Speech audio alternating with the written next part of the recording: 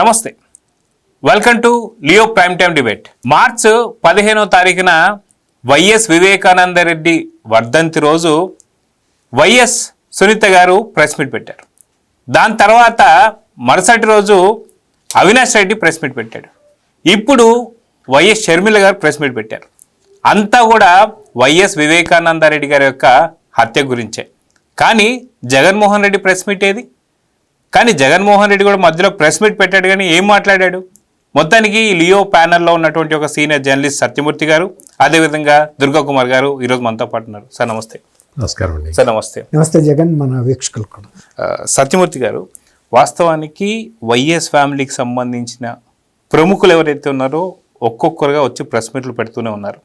కానీ జగన్మోహన్ రెడ్డి గారు ఒక్కళ్ళే వైఎస్ వివేకానందరెడ్డి గారి గురించి మాట్లాడడం లేదు. ఎలా చూడాలంటారు? ఇప్పుడు షర్మిల ఒక గట్టి కౌంటర్ కూడా ఇచ్చింది అవినాష్ రెడ్డికి. ఎలా చూడాలంటారు? జగన్మోహన్ రెడ్డి క్లియర్ కట్గా చెప్పాడు. మీ అందరికీ అర్థం కాకపోతే పాపం ఆయన ఏం చేయలేడు. ఆయన ఒక్కటే డైలాగ్ చెప్పాడు చాలా క్లియర్ కట్గా. మా బాబాయిని ఎవరు చంపారో మా బాబాయికి తెలుసు, ఆ దేవుడికి తెలుసు అని జగన్మోహన్ రెడ్డి అసలు ఎంత క్లియర్గా చెప్పాడంటే, మరి మీ అందరికీ అర్థం కాకపోతే నేనేం చేయాలి అని అడుగుతున్నాడు జగన్మోహన్ రెడ్డి. మా బాబాయిని ఎవరు చంపారో మా బాబాయికి తెలుసు, దేవుడికి తెలుసు. దేవుడు ఎక్కడ ఉన్నాడో మాట్లాడు. ఏ దేవుడు క్లియర్గా చెప్పలా. యేసుక్రీస్తా వెంకటేశ్వర స్వామి అనేది చెప్పలా. అందుకని ఏ దేవుడి దగ్గరికి వెళ్ళి అడగాలో మనకు తెలియదు. రెండోది, బాబాయ్ చచ్చిపోయాడు కాబట్టి బాబాయ్ మాట్లాడు. ఇద్దరు చెప్పరు, వాళ్ళిద్దరికే తెలుసు అని ఈయన చెప్పాడు. అంత క్లియర్. వాళ్ళిద్దరికి తెలిసింది, ఈయనకేం తెలుస్తుంది? ఈయనకి తెలీదు. ఈయనకి తెలియదు, నాకు తెలీదు, మా బాబాయికి తెలుసు అంటాడు. బాబాయ్ లేడు, చచ్చిపోయాడు కదా, చంపేశారు కదా. మా బాబాయికి తెలుసు అంటాడు, దేవుడికి తెలుసు అంటాడు. అది క్లియర్ కట్గా చెప్పిన జగన్మోహన్ రెడ్డి అంటే ఏంటి అంటే, సిబిఐ వాళ్ళకి సవాల్ చేశాడు. మీరెవ్వరు పట్టుకోలేరు, మీ వల్ల కాదు, ఈ కేసుని ప్రూవ్ చేయటం మీ వల్ల కాదు అని చెప్పి జగన్మోహన్ రెడ్డి ఏనాడో సవాల్ చేశాడు ఈ సిబిఐని. మేము ఎక్కడ ఆధారాలు లేకుండా చేసుకున్నాము, మమ్మల్ని ఎవ్వడు పట్టుకోలేడు, దమ్ముండే చేసుకోండి అని చెప్పి సిబిఐకి నేరుగా డైరెక్ట్గా సవాల్ చేశాడు. జగన్మోహన్ రెడ్డి సవాల్ చేసినట్టే సిబిఐ పూర్తిగా ఫెయిల్ అయిపోయింది. సిబిఐ పూర్తిగా ఫెయిల్. ఎవరు చంపాడు ఆ నలుగురు పేర్లు చెప్పారు. వాళ్ళు ఎందుకు చంపారు? Big question mark. ఇది పరిస్థితి. ఇంత కాన్ఫిడెంట్గా అవినాష్ రెడ్డి వచ్చి పబ్లిక్లో ఎట్లా మాట్లాడుతున్నాడు? వాళ్ళకి తెలుసు సాక్ష్యాలు లేవని. మొత్తం కడిగేశారు, ఫినాయిల్ పోసి కడిగేశారు. సాక్ష్యాలని ఫినాయిల్ పోసి కడిగేశారు. సాక్ష్యాల నోళ్ళకి కుట్లేశారు. వాళ్ళకి స్పష్టంగా తెలుసు ఎవరు హత్య చేశారో వరకే వచ్చి ఆగిపోయేలాగా ప్లాన్ చేసుకున్నారు. ఎవరు హత్య చేయించారు వరకు రాకుండా సాక్ష్యాలు ఆధారాలు చెరిపేశారు. ఇటువంటి సవాల్ని సిబిఐ తీసుకోవాల్సింది. కానీ వాళ్ళు ఏం చేశారు? సిబిఐ ఏం చేసింది? సార్ ఇంతే సార్, మాకు ఇంతకన్నా మేము చేయలేము సార్. నువ్వే దర్యాప్తు చేయలేకపోతే ఇంకెవడు చేస్తాడు? భారతదేశంలో నీకన్నా పెద్ద దర్యాప్తు సంస్థ ఇంకోటి లేదు కదా దాన్ని ఆశ్రయించటానికి. తెల్లవారుజామున 3 గంటలకి ఎవరికి ఫోన్ చేశారయ్యా? కనుక్కోవాలి కదయ్యా. కనుక్కున్నావా? ఐఎమ్ ఆస్కింగ్ సిబిఐ, కనుక్కున్నావా? విజయసాయి రెడ్డి వచ్చి దురదృష్టవశాత్తు వైఎస్ వివేకానంద రెడ్డి గారు గుండెపోటుతో మరణించారని చెప్పాడు కదయ్యా. విజయసాయి రెడ్డిని పిలిచి మాట్లాడావా? Big question. వీటన్నిటినీ సాల్వ్ చేయకుండా సిబిఐ చెప్తుంది ఇంకా మేము దర్యాప్తు అయిపోయిందండి, మా దర్యాప్తు అయిపోయింది. ఇంకెవడికి చెప్పాలి? నీకన్నా పెద్ద దర్యాప్తు సంస్థ ఉందా ఇండియాలో? ఎవరిని అడగాలి? ఇప్పుడు నేను అడిగిన క్వశ్చన్లన్నీ సునీత ఈ చట్టాన్ని, ధర్మాన్ని, న్యాయాన్ని అడుగుతున్నది. సునీత అడుగుతున్నది, ఏడుస్తున్నది. తన తండ్రిని ఎవరు చంపారు, ఎందుకు చంపారు తేల్చమని ఏడుస్తున్నది సునీత. డాక్టర్ నర్రెడ్డి సునీత ఇంత చేసి మళ్ళీ అవినాష్ రెడ్డి వచ్చి ఏం చెప్తాడు? నర్రెడ్డి సునీత అంటే వైఎస్ వివేకానంద రెడ్డి సొంత కూతురు. నర్రెడ్డి రాజశేఖర్ రెడ్డి అంటే అల్లుడు. ఆయన ఉత్త అల్లుడే కాదు, ఆయన బావమరిది కూడా. వీళ్ళిద్దరూ కలిసి ఆయన వేసేసారని చెప్పి పబ్లిక్లోకి వచ్చి చెబుతూ ఉంటే సిబిఐ సిగ్గుపడాలి. నేను డైరెక్ట్గా సిబిఐని అడుగుతున్నది ఇంకోటి ఏంటి అంటే, ఈరోజు అవినాష్ రెడ్డి చెప్పినట్టు నర్రెడ్డి సునీత, నర్రెడ్డి రాజశేఖర్ రెడ్డి వీళ్ళిద్దరూ కలిసి బాబాయ్ని వేసేసినట్టయితే, బాబాయ్ అంటే జగన్మోహన్ రెడ్డికి బాబాయ్, ఆమెకైతే తండ్రి, వివేకానంద రెడ్డిని వేసేసినట్టయితే అదన్నా ప్రూవ్ చేయాలి కదా. అదన్నా ప్రూవ్ చేయి. డాక్టర్ సునీత ఆమె భర్త రాజశేఖర్ రెడ్డి కలిసి వివేకానంద రెడ్డిని వేసేసారని చెప్తున్నారు కదా వీళ్ళందరూ. మరి అదన్నా ప్రూవ్ చేయి. ఎవరు వేశారు? వివేకానంద రెడ్డిని వేసేసింది ఎవరు? చెప్పు, అదే చెప్పు. సార్, అంటే ఏ ఆధారాలతో అవినాష్ రెడ్డి మాట్లాడుతున్నాడు? అటు మీరు ఇందాక అన్నట్టుగా సిబిఐ అటు తేల్చలేదు, ఇటు తేల్చలేదు. అసలు ఏం తేల్చింది? అదే అంటుంది, ఏమి తేల్చలా. ఇంత టైము వేస్ట్. వీళ్ళు సిబిఐ విచారణ కావాలని పాపం ఆ సునీత కొట్టుకుపోయింది, కోర్టుల చుట్టూ తిరిగింది. సిబిఐ ఎంక్వైరీ అయితే న్యాయం జరుగుతుంది అనుకున్నది. తీరా చూస్తే అవినాష్ రెడ్డి వచ్చి డిక్లేర్ చేస్తున్నాడు వాళ్ళిద్దరు కలిసి చంపేశారని. పోనీ అదన్నా ఎస్టాబ్లిష్ చేయి. I'm asking CBI directly. Avinash Reddy మొన్న ఎప్పుడో ప్రెస్ కాన్ఫరెన్స్ పెట్టి చెప్పాడు కదా, కూతురు అల్లుడు కలిసి వేసేసారని. పోనీ అది ఎస్టాబ్లిష్ చేయి, వేసేయి. వాళ్ళిద్దరిని జైల్లో వేసేసాయి, పీడ వదులుతుంది. ఇంకెవడు అడగడు, ఇంకెవ్వడు అడగడు. తెల్లవారుజామున 3 ఎవడికి ఫోన్ వచ్చిందో కూడా ఎవడు అడగడు. Senior most IAS officer Ajay Kallam Reddy వచ్చి బాబాయ్ నోమోర్ అని ఆయన చెప్పాడు అని, ఎందుకు చెప్పావయ్యా అని కూడా అజయ్ కల్లం రెడ్డిని ఎవడు అడగడు. అజయ్ కల్లం రెడ్డి మొత్తం వచ్చి మళ్ళీ నేను అటు చెప్పలేదు సార్, మీరు రికార్డ్ చేస్తున్నట్టు నాకు తెలియదు సార్, మీరు రికార్డ్ చేస్తున్నట్టు నాకు తెలియదు సార్ అని కూడా ఎవడు ఈ టాపిక్ మాట్లాడు. ఇంకా సాక్షిలో ఆ రోజు గుండెపోటను పొద్దున్న వచ్చిన కథనాలు కానీ ఎవడు అడగడు. నర్రెడ్డి సునీత, నర్రెడ్డి రాజశేఖర్ రెడ్డి కలిసి వేసేసారు తండ్రిని అని చెప్పేసేయి. అదే ప్రూవ్ చేసేయి, అదే చెప్పు, అదే ఛార్జ్షీట్లో పెట్టుకో. ఏం చెప్పాలి, ఎట్లా చెప్పాలి? వచ్చి అవినాష్ రెడ్డి వచ్చి అట్లా మాట్లాడుతూ ఉంటే ఏం చెప్పాలి? ఎవరితో చెప్పాలి? ఎవరు చంపారు, ఎందుకు చంపారు? వీళ్ళందరూ ఆ నలుగురు కలిసి వెళ్ళి ఆయనది ఏమన్నా ఆస్తి తగాదాలు ఉన్నాయా, లేకపోతే ఆయన ఏమన్నా గిట్టదా, వీళ్ళు ఏమన్నా కడప ఎంపీ కావాలనుకున్నారా వీళ్ళు, ఈ చంపిన నలుగురు? ఇది కేసు పరిస్థితి. జగన్మోహన్ రెడ్డి ముందే చెప్పాడు. జగన్మోహన్ రెడ్డి మాట విని దేవుణ్ణో వాళ్ళ బాబాయ్నో అడిగినట్టయితే సరిపోయేది. అంతే ఊరికే ఈ సిబిఐ ఎంక్వైరీ ఇవన్నీ ఎందుకు అనవసరం, వేస్ట్. ఎవడైతే నేరం చేశాడో వాడు సేఫ్గా ఉన్నాడు, సేఫ్గా తప్పించుకున్నాడు. ఇంకా అందుకని ఈ ఎంక్వైరీ ఇవన్నీ కూడా టైం వేస్ట్, టైం పాస్ తప్ప ఏమి ప్రయోజనం కనపట్టలేదు. కేసు ట్రయల్ తొందరగా ముగిచ్చేయండి అని కూడా చెప్పేస్తున్నారు.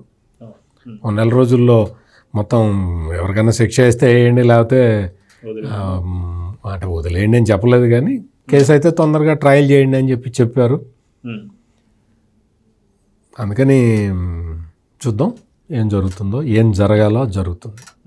దుర్గాకుమార్ గారు, జగన్మోహన్ రెడ్డి ప్లస్ అదే విధంగా చూసుకుంటే ఒక పక్కన సునీత, వీరిద్దరి మధ్యన మా అన్న నాకు ఎటువంటి సాయం చేయడం లేదు, అతను సీఎంగా ఉన్నప్పుడు కూడా నాకు సపోర్ట్ చేయడం లేదని చెప్పి చంద్రబాబు నాయుడు గారి దగ్గరికి వెళ్ళి మొన్న కూడా మొరపెట్టుకుంది. కానీ అటుపక్క అవినాష్ రెడ్డికి మాత్రమే జగన్ సపోర్ట్ చేస్తున్నాడంటే ఎలా చూడాలంటారు?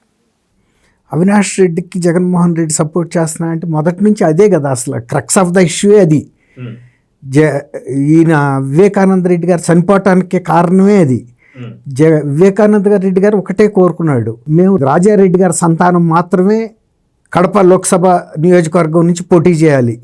కడప నియోజకవర్గమే కాదు, రాజకీయంగా ఏ పదవులైనా ఈ ఒక్క కుటుంబానికే దక్కాలి. ఎందుకంటే మేము ఈ పేరు ప్రతిష్టలో అపకీర్తితో కీర్తితో సంపాదించుకున్నాం, దీనికి మేము బలయ్యాము. కాబట్టి ఆ ఫలితాలు కూడా మా వంశీకులు మా వారసులు మాత్రమే అనిపించాలి. వేరే అంటే వాళ్ళు డిస్టెంట్ కజిన్సే మీరు అంటున్న అవినాష్ రెడ్డి వాళ్ళు. అక్కడ చిన్న మతలబు ఏంటంటే ఆ కుటుంబం నుంచి వచ్చిన భారతి వీళ్ళ కుదురులో ఆమె కాదు, అవతల కుదురు నుంచి ఆయన రాజశేఖర రెడ్డి గారు విశాల దృక్పథంతో చేసుకున్నాడు. ఆయన ఈ కుటుంబాన్ని మొత్తం లార్జర్ ఫ్యామిలీని అంతా ఒక ఫ్యామిలీగాని చూశాడు. కానీ అట్లాంటి ప్రతిస్పందన వాళ్ళ దగ్గర నుంచి రాకపోయేటప్పటికీ వివేకానంద రెడ్డి గారు అప్పటికి రాజశేఖర రెడ్డి లేరు కాబట్టి ఆయన క్లారిటీగా చూశాడు, ఇక్కడ చాలా తేడాలు అంతర్గత రాజకీయాలు ఉన్నాయి కాబట్టి దీన్ని మనం ప్రోత్సహించకూడదు. ఇప్పుడు ఆ కుటుంబానికి బతికున్న వాళ్ళు వివేకానంద రెడ్డి గారే పెద్ద ఆయన.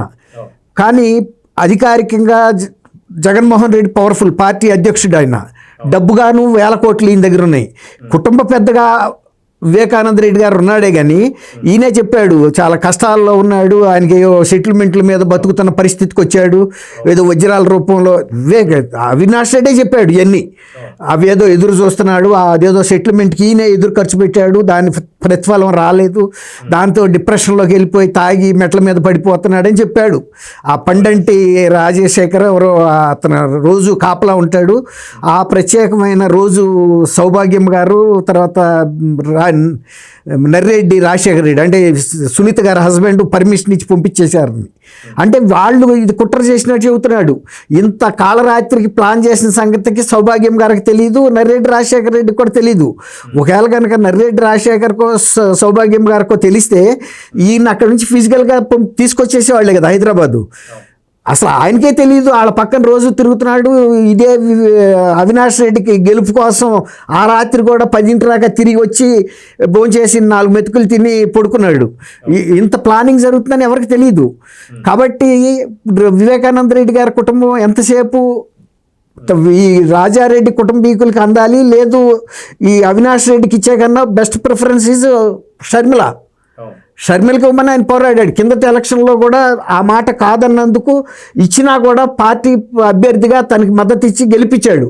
కానీ ఈ ఎలక్షన్లో మాత్రం ఇంకా ఛాయిస్ ఉంది కాబట్టి అంతకు ముందు కొద్ది రోజుల ముందు షర్మిలని నువ్వన్నా పోటీ చేయి, ఒకవేళ నువ్వు పోటీ చేయకపోతే నేను పోటీ చేస్తా, ఒకవేళ నేను కూడా పోటీ చేయకపోతే విజయం గారు, అంతే తప్ప షర్మిలని తీసుకొచ్చి రాజకీయాల్లో పెరగాలని వాళ్ళు ఏమీ ఆశపడలేదు.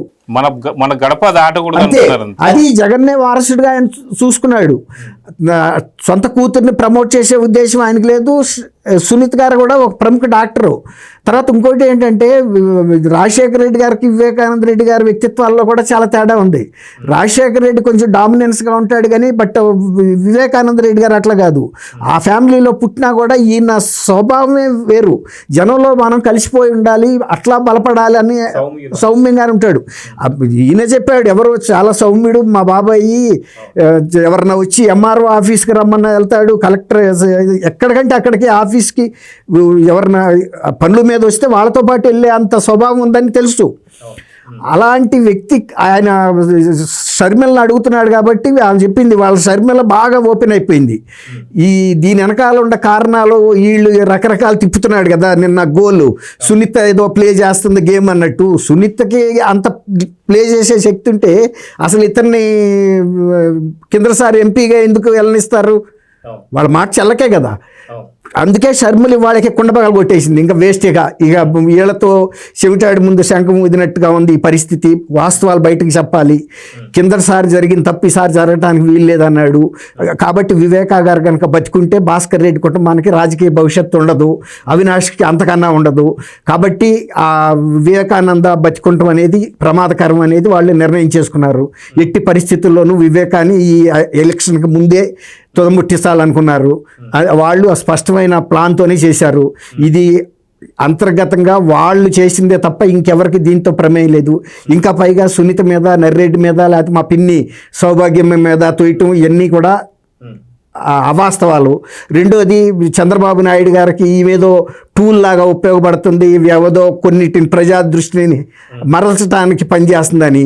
ఇప్పుడు సునీతక్క అని మళ్ళీ గౌరవంగా చెబుతున్నాడు. అవినాష్ గమనించాల్సింది ఏంటంటే సునీతని తక్కువ చేసి మాట్లాడటం ద్వారా తని ఎంత నీచులో బయటికి చెప్పుకున్నాడు. సునీత వివేకానంద గారు అమ్మాయి. ఆ కుటుంబంలో వాళ్ళు ఎప్పుడు కూడా చంద్రబాబు గారితో కానీ ఇంకొకరితో కానీ రాజకీయ ప్రయోజనాల గురించిన చర్చలు ఎప్పుడు చేయలేదు. వీళ్ళు కూడా ఆ కుటుంబాల్లోకి వెళ్ళి దూరి మనం రాజకీయాలు చేయాలని వీళ్ళు ఎప్పుడు కోరుకోలే. వాళ్ళు ఒక బ్లాక్గా వాళ్ళు అట్లా ఉన్నారు. చంద్రబాబు నాయుడు గారు కూడా తన గౌరవాన్ని తను కాపాడుకుంటున్నాడు. ఎందుకంటే అంతర్గతంగా కుటుంబాల్లోకి వెళ్ళి చీల్చి చేసే రాజకీయాలు అక్కర్లేదు. అవి చాలా తాత్కాలికమైన ఫలితాలు ఇస్తాయి. చంద్రబాబు నాయుడు గారు ఎప్పుడైనా ఒక శాశ్వతమైన ప్రాతిపదిక మీద రాజకీయాలు చేశాడు కానీ ఇలాంటి చిన్న చిన్న ఆటమే చేయలే. ఆయన ఇంకొక మాట చెప్పాడు. నిన్న ఎంపీ ఆఫ్టర్ ఆల్ ఒక డ్రగ్స్ కేసులో ఉన్నాడు కాబట్టి ఆ ఇష్యూని ప్రజల దృష్టిని మరల్చడానికి సునీత ఈ ఇష్యూని తీసుకొచ్చిందని చెప్పాడు. ఏమన్నా అతను 5 ఏళ్ల పాటు లోక్సభలో ఉండి ఆ కుటుంబాలకి లోపల వ్యక్తి కాకపోయినా పక్కింటి అడుగు కదా నువ్వు, వాళ్ళ స్థాయి ఏంటి? ఆమె లండన్లో చదివి వచ్చినామె ఈ పిచ్చి రాజకీయాలకు వెళ్ళి ఈ దృష్టి మరల్చడానికి చంద్రబాబు గారు పిలుస్తాడా? లేకపోతే ఆ మాట కూడా షర్మిల చెప్పింది. అసలు చంద్రబాబు నాయుడు గారు గడప సునీత ఎందుకు తొక్కాల్సి వచ్చింది అడిగింది. నువ్వు 5 ఏళ్ళు ముఖ్యమంత్రిగా ఉన్నప్పుడు ఆమె నీ దగ్గరికి వచ్చి అడిగితే నువ్వేమన్నా స్పందించావా? ఇంకా స్పందించకపోగా ఇంకో మాట చెప్పాడు. మనం కనుక ఈ కేసును గట్టిగా ప్రెషర్ చేస్తే అవినాష్ వెళ్ళి బీజేపీలో చేరిపోతాడని కూడా బెదిరించాడు. బెదిరిస్తే బెదరటానికి సునీత గారికి ఏం నష్టం? అతను వెళ్ళి ఏ పార్టీలో చేరితే సునీతగా ఏం నష్టం లేదు. ఈయనకి భయం. ఆల్రెడీ నేనేదో వాళ్ళనేదో మచ్చిక చేసుకుని నా కేసులు నా స్వార్థం కోసం నడుపుతున్నాను, మళ్ళీ ఇతను కనుక వెళ్ళిపోయాడంటే నాకు నా చేతి కింద మనిషి ఉండడని. కాబట్టి అది ఆ లాభం ఏదో నేను స్వయంగా పొందాలి కానీ మళ్ళీ అవినాష్గా వెళ్ళి చేరిపోయిన తర్వాత ఇతను ఈ ప్లేస్ తగ్గిపోద్దామని అక్కడ భయపడ్డాడు. అవినాష్ కూడా నాయన కాలం నుంచోవాలి కానీ నాకన్నా ముందు వెళ్ళి బీజేపీలో చేరిపోతే నేను ఇతను కేర్ చేయరు కదా. అదే కేసులు కూడా బయటపెట్టారు. కాబట్టి ఇవాళ అవినాష్ నిన్న ప్రెస్ కాన్ఫరెన్స్ పెట్టడం ఎట్లా ఉందంటే లేచి పడుకున్న గుర్రాన్ని లేపి తన్నించుకున్నట్టు అయింది. ఇప్పుడు అతను వీక్నెసెస్ అన్నీ బయటపడి తర్వాత జగన్మోహన్ రెడ్డి పాత్ర ఇంకా స్పష్టంగా ఇవాళ షర్మిల చెప్పాల్సి వచ్చింది. ఎందుకంటే ఇంతవరకు నర్మగర్భంగా ఎంతైనా మన కుటుంబం ఇవన్నీ చెప్పుకుంటే మన పేగులు పొట్టచించుకుంటే పేగులు బయటపడతాయని.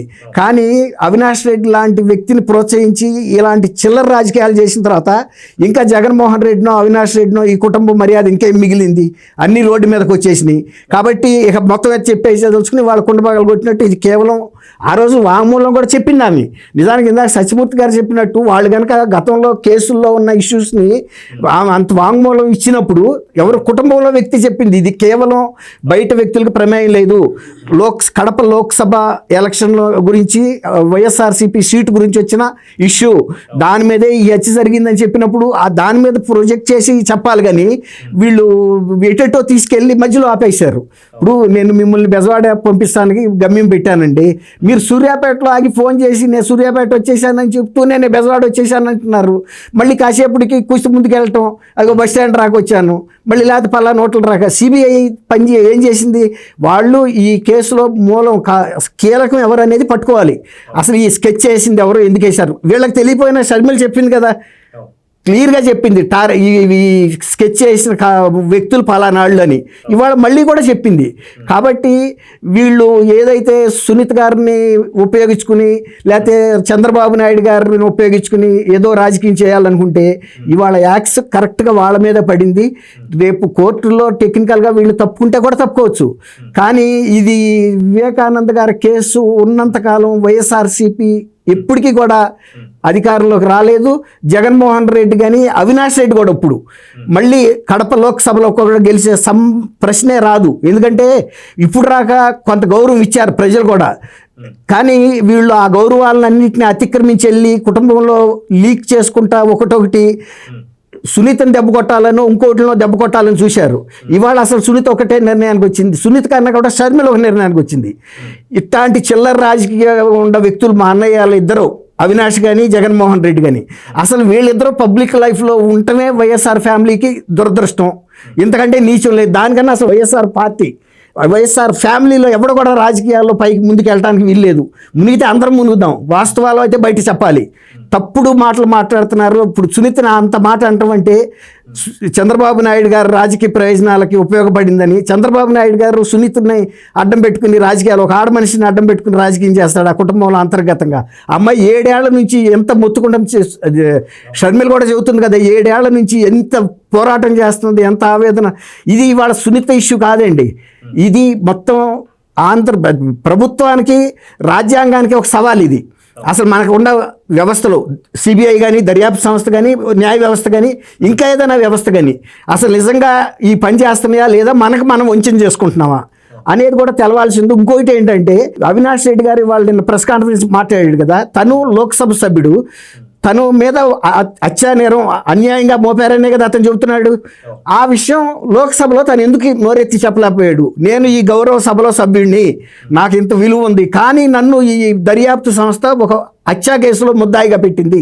కానీ మా అన్నయ్య జగన్మోహన్ రెడ్డి అంతకు ముందే అనేక మీడియాల సాక్షిగా పబ్లిక్గా ఇందులో నేరస్తులు చంద్రబాబు నాయుడు గారు, లోకేష్, బీటెక్ రవి, ఆదినారాయణ రెడ్డి ఇత్యాది పేర్లు చెప్పాడు. వాళ్ళ ఎవరి పేర్లు చెప్పకుండా మా తండ్రి పేరు, నా పేరు, ఇంకా ఎవరో పేర్లు రాశారు. ఇది దర్యాప్తు సంస్థ పూర్తిగా ఒక పక్షపాత వైఖరితో చేసింది. నేను రాజకీయంగా ఎదగటం ఇష్టం లేదు కాబట్టి దీని మీద నేను సిబిఐ తరపున ఈ లోక్సభలో హోమ్ మినిస్టర్ నుంచి సమాధానం కోరుతున్నాను. నేను ఎందుకు అడగలేకపోయాడు? నిన్న ఇక్కడికి వచ్చి ప్రెస్ కాన్ఫరెన్స్ ముందు, ఎందుకంటే నువ్వు లోక్సభలో సభ్యుడివి, అక్కడ ఎందుకు మాట్లాడలేకపోయాడు? అదే అన్నయ్య 5 సంవత్సరాలు ముఖ్యమంత్రిగా చేశాడు. నేను ఇంతకుముందు పబ్లిక్గా చెప్పాను పలానాళ్ళ పేర్లు, కానీ సిబిఐ మాత్రం నేను చెప్పినవి తప్ప అందరి పేర్లు రాసింది. ఇది పూర్తిగా పక్షపాత ధోరణితో చేసిందేను. నేను చెప్పినయే. మా బాబాయిని ఎవరు చంపారో నాకన్నా ఎవరికి బాగా తెలుసు. ఇందాక ఆయన చెప్పాడు కదా, సిబిఐ వీళ్ళందరికీ కాదు, బాబాయికి ఎవరిని చంపాడో నాకు తెలుసు కాబట్టి వాళ్ళ పేర్లు చెప్పా. వాళ్ళ పేర్లు పెట్టండి, వాళ్ళ పేర్లు పెట్టకపోతే అసలు నేను ముఖ్యమంత్రి పదవి కూడా రాజీనామా చేస్తాను. నేను ఒక రాష్ట్ర ముఖ్యమంత్రిగా నేను మాట్లాడుతుంటే నాకు విలువ లేదా ఈ వ్యవస్థలో అని ఎందుకు సవాల్ చేయలేకపోయాడు? అవునా కదా? కానీ ఆ రోజంతా సైలెంట్గా ఉండి ఈయన అన్నట్టు ఇక సిబిఐ చేతులు ఎత్తేసింది, కేసు క్లోజ్ చేసింది, బట్టగట్టి మూట కట్టేసింది, ఇక అది ఓపెన్ అవ్వదు ఇక. కాబట్టి అవాకులు చవాకులు పేలొచ్చు అని ఇప్పుడు సునీత గారిని టార్గెట్ చేశాడు. సునీత గారిని ఎప్పుడైతే వీళ్ళు టార్గెట్ చేశారో అంతకంటే అయితే రివాల్వర్తో షూట్ చేయటం మొదలెడితే AK-47 తీసింది ఇప్పుడు షర్మిల.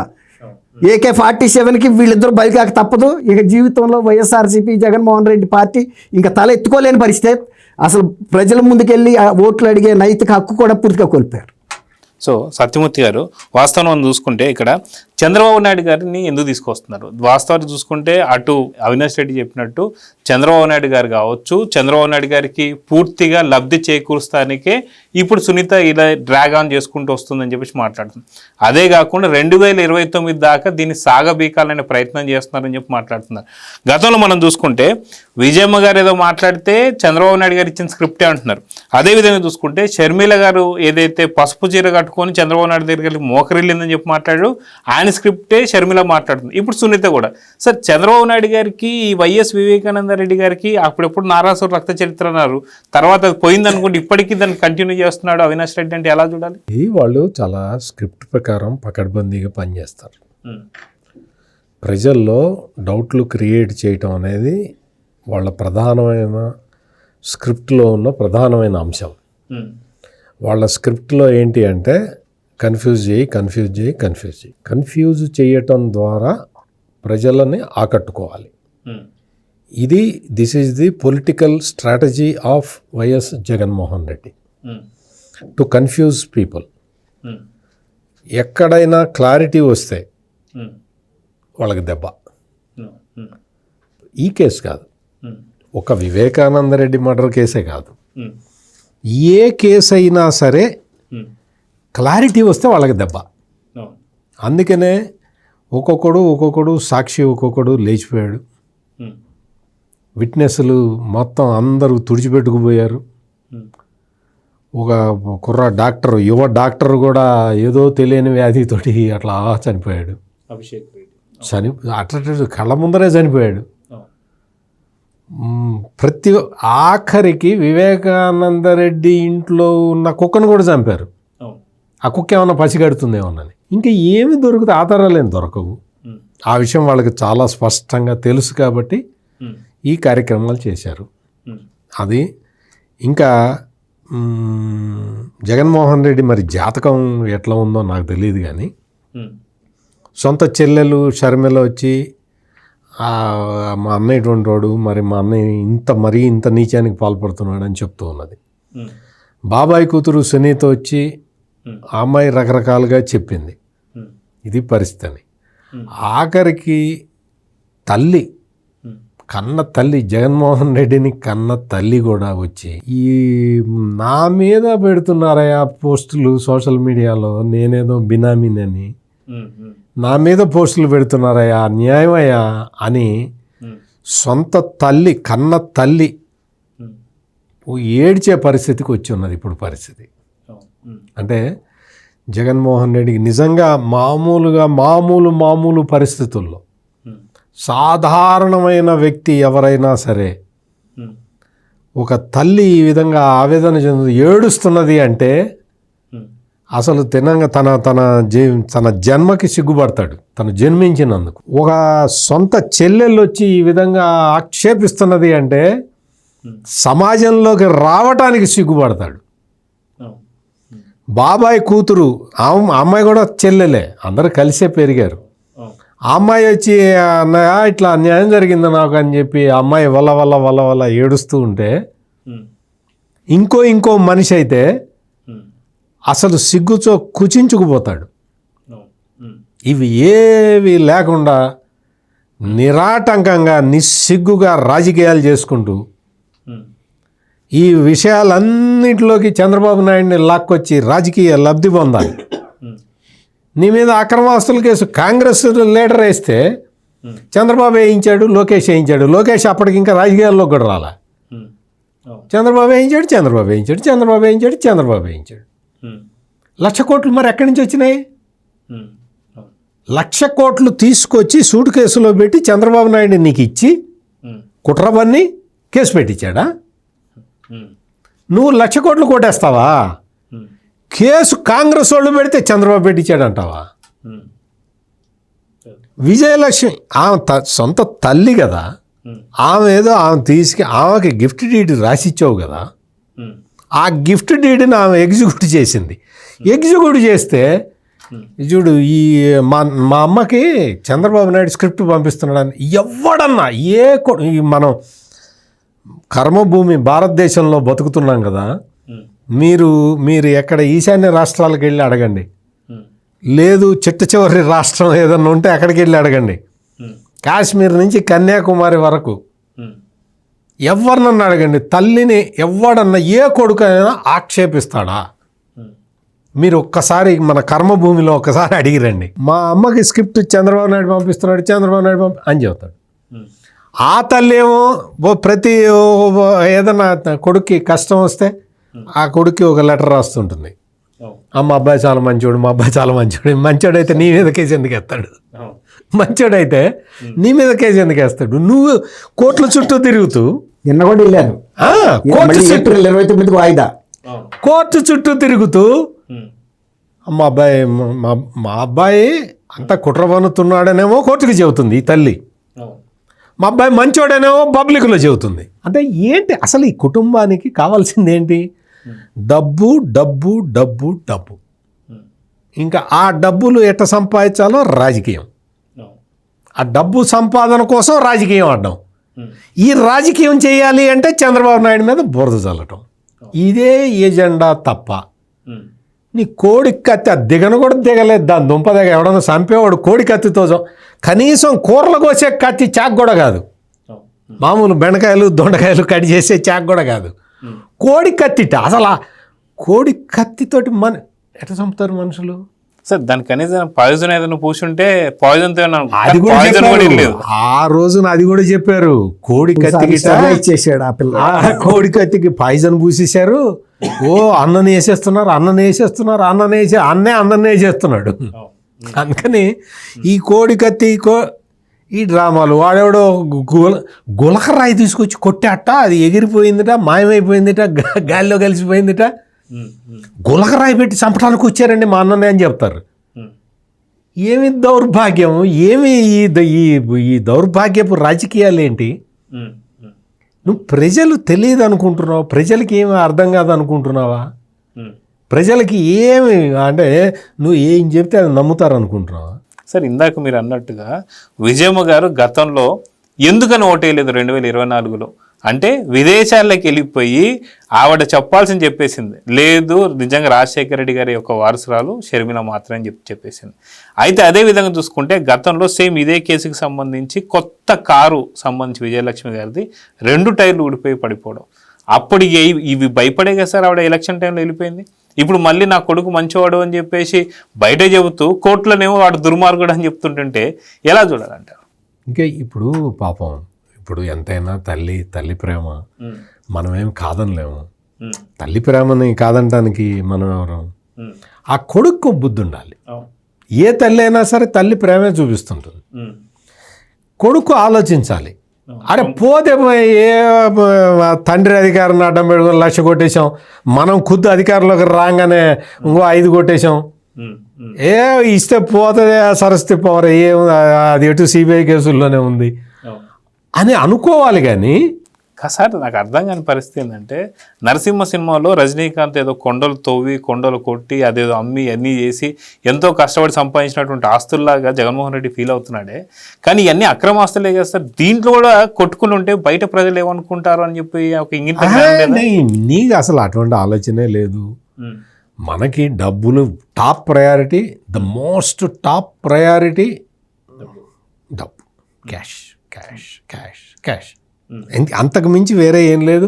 ఎవడే కన్న తల్లి మీద కేసేస్తే ఇంకా మీరు బాగున్నారు, ప్రజలు ఏమనుకుంటారు అదేమన్నా ఎవరితోటి సంబంధం లేదు. మాకు ఇన్కమింగ్ ఎఫెక్ట్ అయితే కష్టం అనేదే వీళ్ళు చేస్తున్నది, వీళ్ళు చెప్తున్న మాటలు అవే. వాళ్ళ మాటలు నమ్మించుకోవటానికి వాళ్ళు సోషల్ మీడియాలో ఈ సంపాదించిన అక్రమ ఆస్తుల్లో తీసి ఒక 2% 3% ఖర్చు పెడుతూ ఉంటారు. అదే ప్రచారం చేస్తారు, అదే ఇచ్చేస్తారు. మొత్తం ఈ సాండూర్ పవరు, క్లాసిక్ రియాలిటీ ఇటువంటి కంపెనీలు చాలా ఉన్నాయి. సరస్వతి పవర్కి సంబంధించి వాళ్ళకు కూడా షేర్లు ఉన్నాయన్నమాట. క్లాసిక్ రియాలిటీ వాడి ఇప్పుడు అవి కూడా మార్చిందిట విజయలక్ష్మి. అవి కూడా మారిస్తే వాటి మీద చెప్పట్లేదు, వాటి మీద జగన్మోహన్ రెడ్డి అబ్జెక్షన్ చెప్పట్లేదు.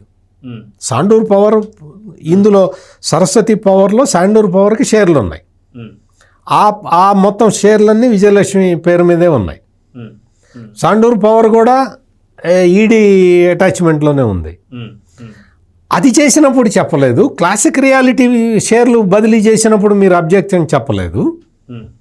మీరు ఇప్పుడు ఈ సరస్వతి పవర్ది చేస్తే మాత్రం అబ్జెక్షన్ చెప్తున్నారు అంటుంది. ఇవాళ విజయలక్ష్మి కోర్టులో రిప్లై ఇవ్వటంలో ఇచ్చిన దాంట్లో ఉన్నది ఇది. అవి ఉన్నాయి కదా ఈడీ కేసులు. ఇప్పుడు జగన్మోహన్ రెడ్డి చెప్తుంది ఏంటంటే ఇది ఈడీ కేసుల్లో ఉంది, మా అమ్మ నన్ను జైలుకి పంపించడానికి మా అమ్మ ప్లాన్ చేస్తుందని చెప్తున్నాడు. అది కూడా చంద్రబాబు నాయుడు గారి నేతృత్వంలో ఇంకా ప్రతిదానికి అదే చెబుతాడు. కానీ జగన్మోహన్ రెడ్డి చెబుతున్నది ఏంటంటే మా అమ్మ నా మీద కుట్ర పన్నింది.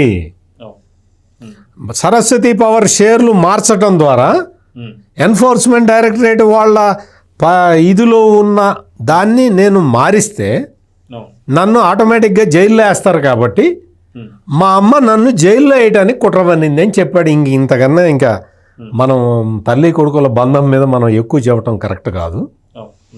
మరి నా తల్లే నన్ను జైలుకు పంపించడానికి ప్రయత్నం చేస్తుంది అని ఆ కొడుకు చెప్తూ ఉంటే మరి ఇంకా ఈ వైఎస్ వివేకానంద రెడ్డి కేసులో మనం ఇంకా కూర్చొని న్యాయము, ధర్మము, నీతి, ఇవన్నీ నిజాయితీ గురించి మనం మాట్లాడుకోవటం వేస్ట్. ఇక్కడ తల్లి కొడుకుల బంధమే ఈ విధంగా ఉన్నది.